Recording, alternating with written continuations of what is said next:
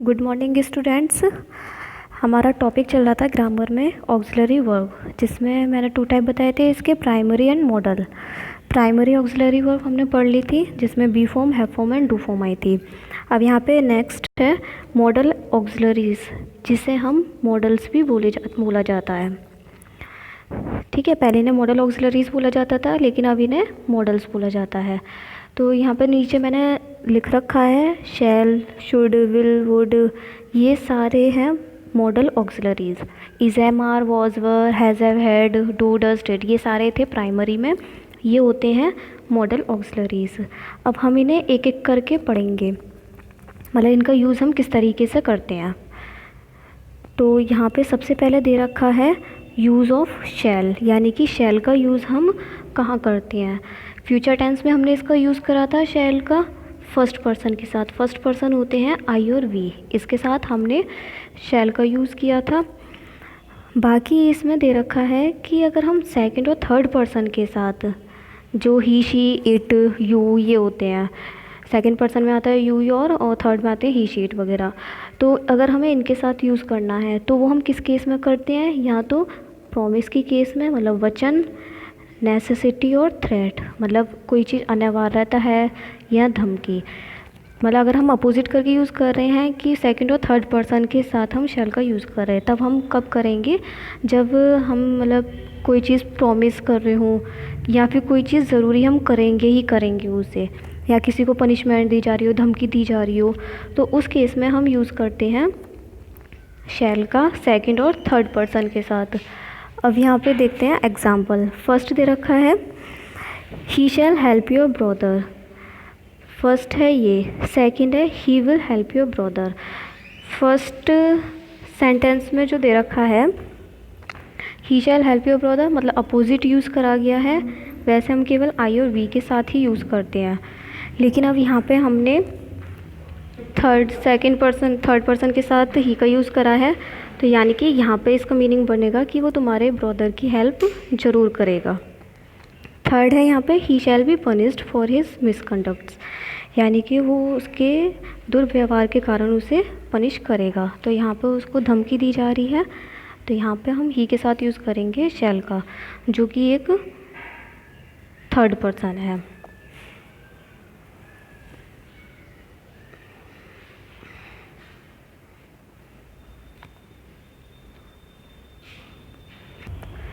अब नेक्स्ट है use of should, इसका मीनिंग होता है चाहिए।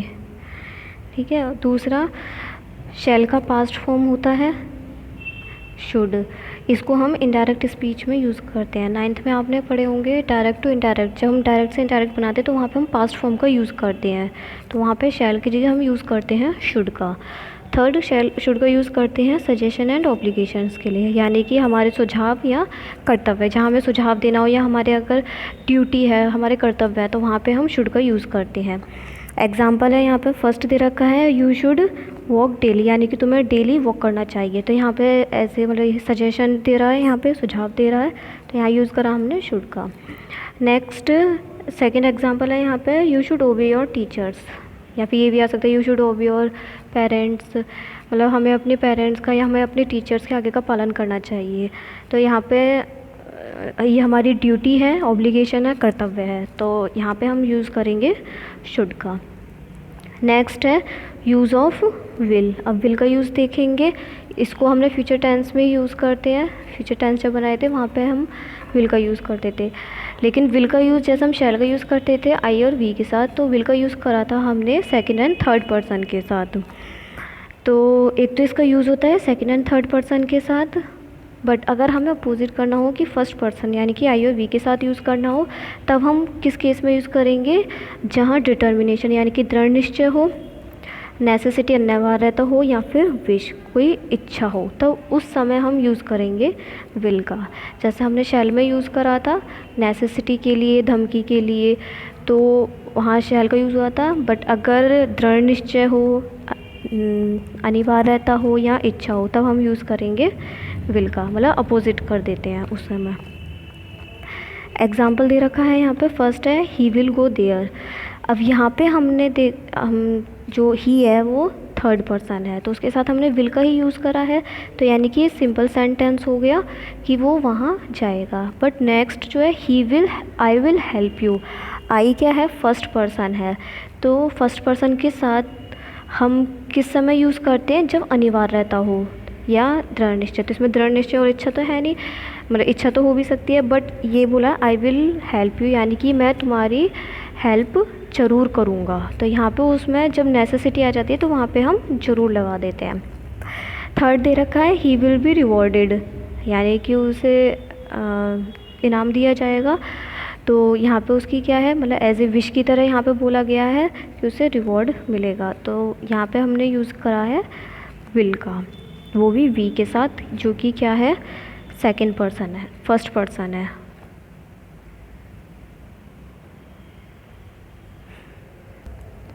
नेक्स्ट है अब यूज़ ऑफ वुड। जैसे शेल का पास्ट शुरू होता है वैसे ही विल का पास्ट वुड होता है। तो हो गया एक, तो ये क्या होगा, विल का पास्ट हो गया, और पास्ट फॉर्म हमें कहाँ यूज़ करनी है, इनडायरेक्ट स्पीच में, तो ये भी कहाँ यूज़ होगा, इनडायरेक्ट स्पीच में। सेकंड, दूसरा इसका यूज़ कहाँ होगा, पोलाइट रिक्वेस्ट के लिए, यानी कि अगर हम किसी से नम्र निवेदन कर रहे हैं तो वहाँ पे हमें वुड का यूज़ करना है। Habit in the past time, अगर पास्ट टाइम यानी कि भूतकाल में हमारी कोई भी हैबिट, आदत हुआ करती थी तो उसके लिए हमें यूज़ करना है। डिटर्मिनेशन, दृढ़ निश्चय के लिए। विलिंगनेस, सहमति के लिए यूज़ करना है। और फिफ्थ है इसका कंडीशनल सेंटेंसेस, यानी कि जो शर्त वाले वाक्य होते हैं उसके लिए भी हमें वुड का यूज़ करना है। एग्जाम्पल देखते हैं। फर्स्ट दे रखा है would you please do it, यानी कि क्या तुम इसे कर लोगे। तो यहाँ पे अब जो वुड यूज़ हुआ है, प्लीज़ आ रहा है, यानी कि हम उससे नम्र निवेदन कर रहे हैं, तो वहाँ पे हमने यूज़ करा है वुड का। नेक्स्ट दे रखा है he would go there in the evening, यानी कि वो वहाँ पे शाम के समय जाया करता था। अब यहाँ पे उसकी जो हैबिट बता रखी है वो पास्ट के लिए बता रखी है कि वो इवनिंग के समय, शाम के समय पहले जाया करता था। तो अगर हमें हैबिट लगानी है, मतलब कोई हमारी आदत है पास्ट में, तब वहाँ पे हमें यूज़ करना है वुड का। थर्ड दे रखा है he said he would do his best for us, यानी कि अब यहाँ पे उसकी एक डिटर्मिनेशन दे रखा है कि उसने कहा कि वो अपना पूरा बेस्ट हमारे लिए करेगा। यहाँ पे ये विलिंगनेस भी, यानी कि उसकी खुद की सहमति भी है, खुद की इच्छा भी है, और दूसरा उसका ये दृढ़ निश्चय भी है कि वो अपना बेस्ट ज़रूर करेगा। तो यहाँ पे भी यूज़ किया होना है वुड का। नेक्स्ट है if he were here I would tell him, यानी कि यहाँ पे अब एक शर्त टाइप में रख दी है कि अगर वो यहाँ होता या होती तो मैं उसे बता देता, मतलब शर्त रखी गई है कि अगर वो यहाँ होता तो मैं उसे बता देता या बता देती। तो इन सब के लिए हमें यूज़ करना है वुड का। आपको इनकी सभी की बस पहचान ध्यान रखनी है कि किस में क्या यूज़ होता है। नेक्स्ट है इसमें यूज़ ऑफ कैन। अब कैन का यूज़ करना है, इसका मीनिंग होता है सकना। दो वर्ड आएंगे, कैन और मे, दोनों का ही मीनिंग होता है सकना, पर थोड़ा सा डिफरेंस है इनमें। कैन का यूज़ हम कहाँ करेंगे, एबिलिटी, कैपेसिटी, परमिशन, यानी कि योग्यता, हमारी क्षमता हो या आज्ञा हो, उसके लिए हम यूज़ करते हैं कैन का। वो भी कब होनी चाहिए, प्रेजेंट टाइम, यानी कि वर्तमान में। दूसरा प्रोहिबिशन। प्रोहिबिशन मतलब निषेध, ये यूज़ होता है हमारा नेगेटिव में। जिस समय हम नेगेटिव में किसी काम के लिए हमें ये बोलते हैं कि हमें मतलब ये काम नहीं करना है, तो वहाँ पे यूज़ करना है हमें कैन का, ठीक है। और कैन उसके साथ नॉट यूज़ होगा क्योंकि नेगेटिव में है, तो निषेध किस वाले सेंटेंस में होगा, केवल नेगेटिव वाले सेंटेंस में। और दूसरा जो एफर्मेटिव उसमें क्या हो जाएगा, एबिलिटी आ जाएगी, कैपेसिटी आ जाएगी और परमिशन होगा। लेकिन ध्यान रखना कैन का यूज़ होगा मतलब प्रेजेंट टाइम के लिए, प्रेजेंट में होनी चाहिए ये। अब यहाँ एग्जाम्पल दे रखे हैं कैन के। फर्स्ट दे रखा है you can solve the question.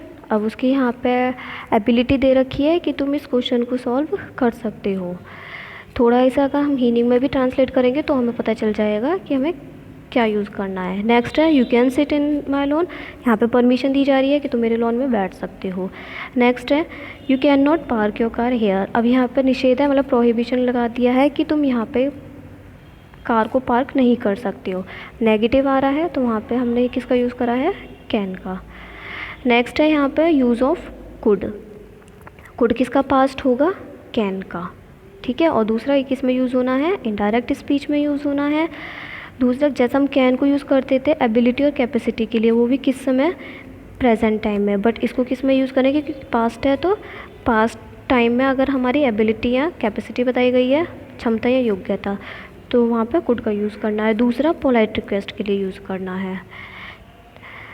अब यहाँ पे आया है पोलाइट रिक्वेस्ट, हमने पीछे भी पढ़ा था, वुड के लिए भी था। तो बस आप ऑप्शन आपको मतलब जब एग्ज़ाम में आएंगे तो ऑप्शन से आएंगे, तो इसी तरीके से ऑप्शन आएंगे कि दोनों का यूज़ एक साथ ना हो। तो ध्यान रखना कि पोलाइट रिक्वेस्ट उसमें भी है और इसमें भी है, ठीक है। बट इसमें जो कुड की रिक्वेस्ट है पोलाइट रिक्वेस्ट, वैसे ये पास्ट फॉर्म है, लेकिन इसको यूज़ किस लिए करा गया है, प्रेजेंट टाइम के लिए। एग्ज़ाम्पल है first, he could help you yesterday, यानी कि वो तुम्हारे कल हेल्प कर सकता था। तो अब इसको पास्ट में उसकी एबिलिटी बताई गई है कि कर सकता था, तो यहाँ पे यूज़ कराया हमने कुड। नेक्स्ट है could I see you in the evening, क्या मतलब क्या मैं तुमसे शाम के समय मिल सकता हूँ। तो इसमें भी उसने क्या बताया है, पास्ट के लिए बताया है। और एक तो ये भी आ जाएगा मतलब उसकी एबिलिटी, दूसरी चीज़ इसमें ये भी आ जाएगा मतलब वो एज ए रिक्वेस्ट की तरह भी पूछ रहा है क्या मैं तुमसे शाम के समय मिल सकता हूँ, जैसा काम वगैरह हो उस चीज़ के लिए। तो यहाँ पे रिक्वेस्ट भी आ रही है, तो वहाँ यूज़ करना है हमें कुड का। नेक्स्ट है यूज़ ऑफ मे। अब मे का यूज़ अभी मैं बताया था, मे और कैन दोनों का यूज़ मतलब होता है सकना, तो इसका मीनिंग हो गया सकना। अब इसको यूज़ किस लिए करते हैं, परमिशन लेने के लिए या परमिशन देने के लिए, वहाँ पे भी हम मे का यूज़ करते हैं।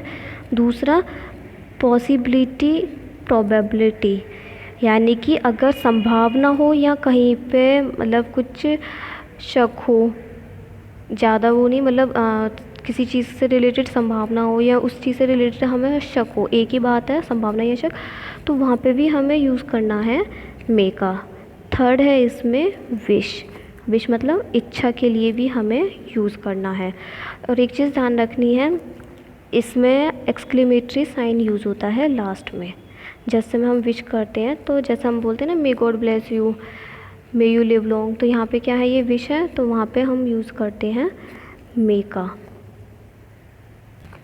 अब यहाँ एग्ज़ाम्पल है, मे का एग्ज़ाम्पल लिखते हैं। फर्स्ट है मे आई कम इन, परमिशन ले रहा है तो यहाँ पे मे का यूज़ हो गया। नेक्स्ट है you may come in, permission वो दे रहे हैं कि हाँ आप आ सकते हो। थर्ड है इट मे रेन टुडे, यानी कि आज बारिश हो सकती है। अब यहाँ पे कंफर्म नहीं है कि हो सकती है या नहीं, तो यहाँ पे क्या है एक पॉसिबिलिटी मतलब संभावना टाइप में है, हो भी सकती है या नहीं भी हो सकती है, तो वहाँ पे जहाँ संभावना हो वहाँ पे हमने मे का यूज़ किया है। नेक्स्ट है मे गॉड हेल्प यू, यानी कि भगवान तुम्हारी सहायता करेगा। यहाँ पे क्या है विश कर रहे हैं हम, भगवान से इच्छा प्रकट कर रहे हैं कि भगवान तुम्हारी हेल्प करें, तो यहाँ पे भी हमने क्या यूज़ करना है मे का। और लास्ट में एक्सक्लेमेटरी साइन यूज़ हुआ है। नेक्स्ट है यूज़ ऑफ माइट, माइट किसका पास्ट है, मे का, ठीक है। तो ये कहाँ यूज़ होगा, इनडायरेक्ट स्पीच में यूज़ होगा। नेक्स्ट है इसका यूज़ किस लिए करना है, रिमोट पॉसिबिलिटी, रिमोट पॉसिबिलिटी मतलब दूर की संभावना, वो भी कब, प्रेजेंट या पास्ट में। संभावना उसमें भी थी, लेकिन उसमें संभावना कैसी होगी, थोड़ी पास की, क्योंकि उसने केवल आज के लिए बोला था, लेकिन माइट में जो संभावना होगी वो दूर की होगी। दूसरा नेक्स्ट जो यूज़ है इसका किस में है, adverb clause of purpose in complex sentence, यानी कि जो हमारे कॉम्प्लेक्स मिश्रित वाक्य होंगे उसमें हमें एक पर्पस, कुछ उद्देश्य होगा, उसके लिए हमें यूज़ करना है माइट का। एग्जाम्पल देखते हैं। फर्स्ट एग्जाम्पल है Rama told me that he might go, यहाँ पे जो है ये तो इनडायरेक्ट स्पीच है, क्योंकि टोल्ड मी आ रहा है, दैट आ रहा है, ये हम जब डायरेक्ट टू इनडायरेक्ट चेंज करते हैं तो वहाँ पे हम पास्ट फॉर्म यूज़ करते हैं, तो मे का क्या कर दिया है, माइट। नेक्स्ट है यहाँ पे Manju is week she might fail, मतलब मंजू वीक है, कमज़ोर है, हो सकता है कि वो फेल हो जाए। अब यहाँ पे जो यू देखा गया है मतलब वो उसके वीक है, ज़रूरी नहीं है कि वीक है तो वो फेल ही हो, यहाँ पे ये दूर की संभावना है, मतलब एक यहाँ पे पॉसिबिलिटी लगाई गई है कि हाँ हो सकता है कि वो वीक है तो फेल हो जाए, ठीक है। नेक्स्ट है he worked hard so that we might success, एक तो देखो ये कॉम्प्लेक्स सेंटेंस है क्योंकि दो सेंटेंस मिक्स हो रहे हैं इसमें। नेक्स्ट इसमें एक चीज़ आगे दी गई है कि वी माइट सक्सेस, मतलब हम कठिन परिश्रम करेंगे ताकि हम पास हो सकें। यहाँ पे हमारा एक उद्देश्य है कि हमें पास होने के लिए कठिन परिश्रम करनी है। तो जब कॉम्प्लेक्स सेंटेंस में उद्देश्य आ रहा हो तो वहाँ पे भी हमें माइट का यूज़ करना है।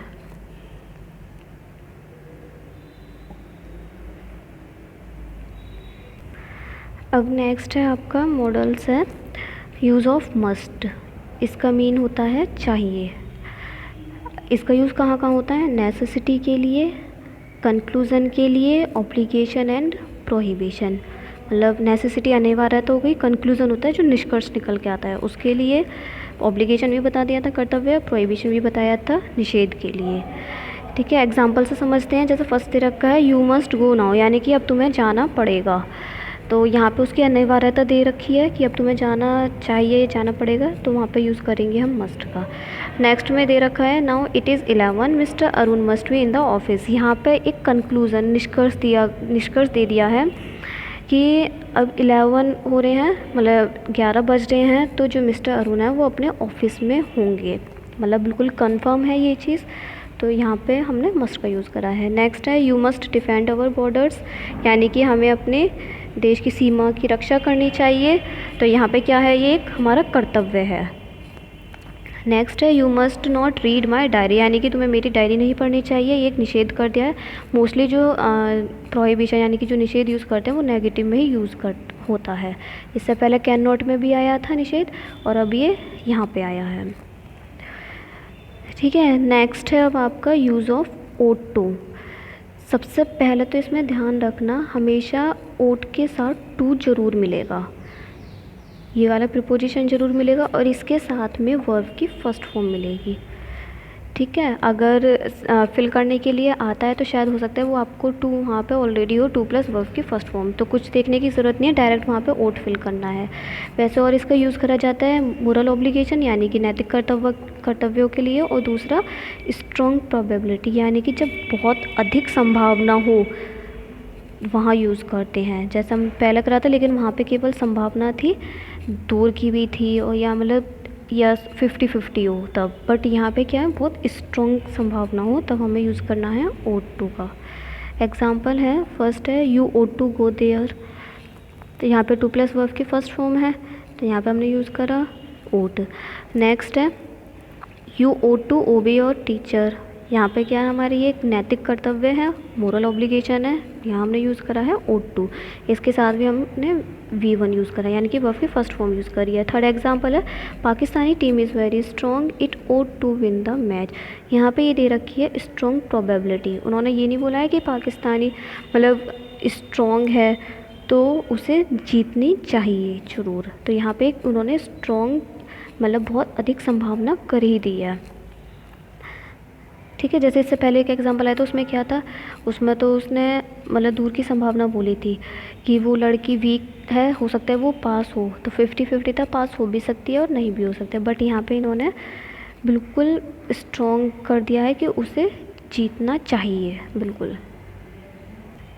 नेक्स्ट है अब आपका नीड एंड नीडंट। नीड का तो मीन्स ही होता है नेसेसिटी, आवश्यकता। एक तो ये यूज़ होता है केवल नीड या नीडंट नेगेटिव या इंटरोगेटिव सेंटेंस में, हमेशा इसे नेगेटिव या इंटरोगेटिव सेंटेंस में ही यूज़ करना है, अफर्मेटिव में ये यूज़ नहीं होता। और दूसरा नेसेसिटी के लिए यूज़ होगा ये। तो एग्जांपल है you need not to worry about Mukesh, need he came to you every day. यहाँ पे इंटरोगेटिव है और नेगेटिव है, तो वहाँ पे हमको यूज़ करना है नीड का। वैसे बहुत कम ही आते हैं नीड का यूज़। एक और आता है इसमें यूज्ड टू, इसका केवल एक ही होता है कि जिस समय, एक तो ये पास्ट में ही यूज़ होता है, प्रेजेंट में हम इसको यूज़ नहीं करते। दूसरा ये हैबिचुअल एक्शन के लिए यूज़ होता है, यानी कि पास्ट में अगर कोई हमारी आदत हुआ करती थी जो अब प्रेजेंट में नहीं है, तो वहाँ हम यूज़ करते हैं यूज्ड टू का। For example he used to play hockey when I use to play hockey when I was young, यानी कि जिस समय मैं यंग था उस समय में मैं हॉकी खेला करता था। अब यहाँ पे जो है वो उसकी नेसेसिटी हैबिचुअल एक्शन दे रखी है केवल पास्ट की, प्रेजेंट में नहीं है। इससे पहले भी एक और यूज़ मतलब एक और में भी आया था हैबिट का, बट वहाँ पे क्या है कि हो सकता है कि वो प्रेजेंट में भी उसकी हैबिट हो, पास्ट में तो है ही है, प्रेजेंट में भी हो सकती है, बट यूज़ टू का यूज़ करते हैं केवल पास्ट के लिए, प्रेजेंट में उसकी वो हैबिट ख़त्म हो चुकी हो।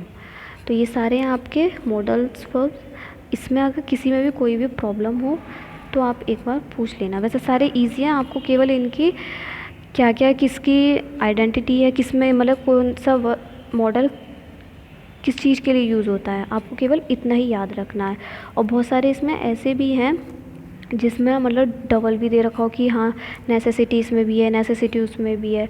तो जिस समय फिल करने के लिए आएंगे तो आपको ऐसे ही फिल करने के लिए आएंगे कि वो दोनों एक साथ या नहीं हों, अलग अलग ही ऑप्शन मिलेंगे। तो बस आपको इनकी ध्यान रखने हैं।